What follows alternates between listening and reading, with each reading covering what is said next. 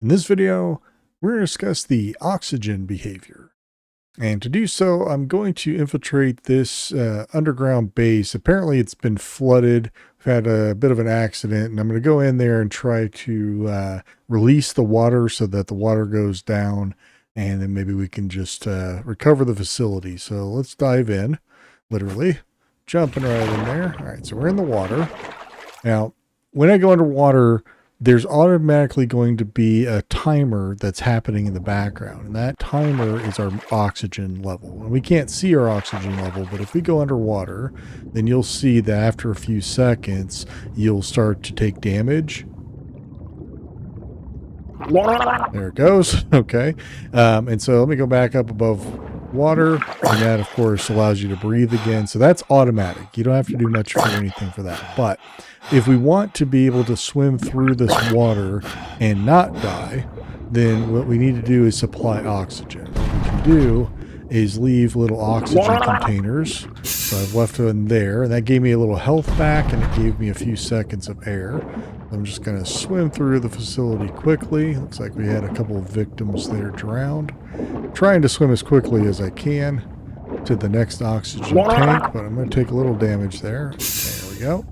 And then there's the valve is just around this corner, so swim over to that and release the valve. Now the water's coming down, but it's going to take a second, so I'm going to get one more supply of oxygen.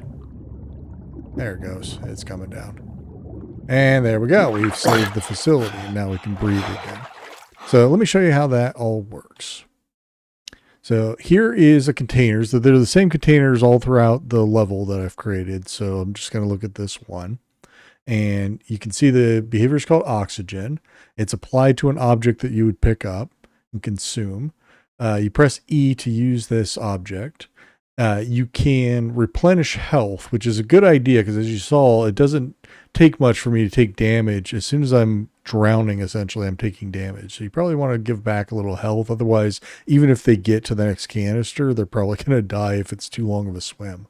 Then you have the oxygen quantity. This is measured in seconds. And so this would provide me 8 seconds of oxygen to get to the next oxygen tank. Then you have the pickup range, just means how close do I need to be to this object in order to interact with it. The pickup style, which is either accurate or ranged. And what that means is accurate means I have to point at the object and press E to pick it up. Ranged means I can pick it up from a distance, which would be the pickup range. Then you have the collected text, which is just what is it going to say when I collect this, to kind of give the player some feedback to know that they did actually collect the oxygen. I just left it the default collected oxygen supply text. Then you have the prompt display. As always, what this basically means is where is that prompt going to be displayed on the screen. The local just means local to whatever object we're talking about, meaning close to it. And then screen means at the bottom center of the screen, which is the way I usually have it. I try to remember to do that most of the time. Then you have the item highlight. Now we have a couple of options here. We can say none, in which case it would just wouldn't highlight at all when you cursor over it.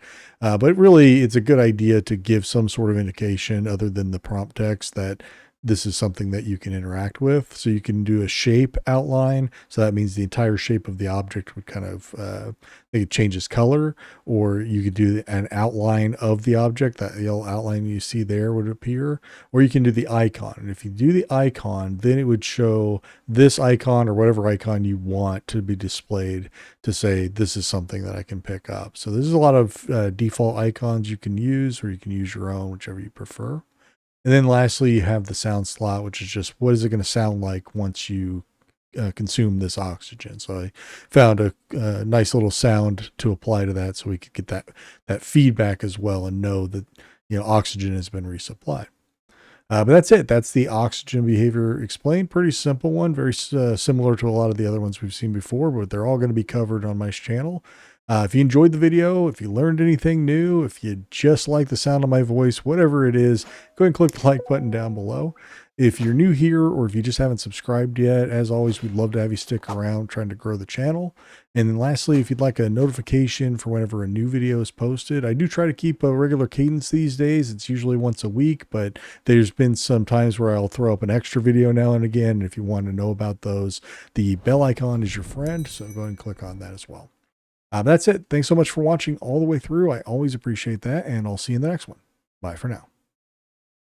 Hey, don't forget, there's written documentation on every behavior, even the ones I haven't covered yet in video format on my website at www.bloodmooninteractive.com. Be sure to check that out.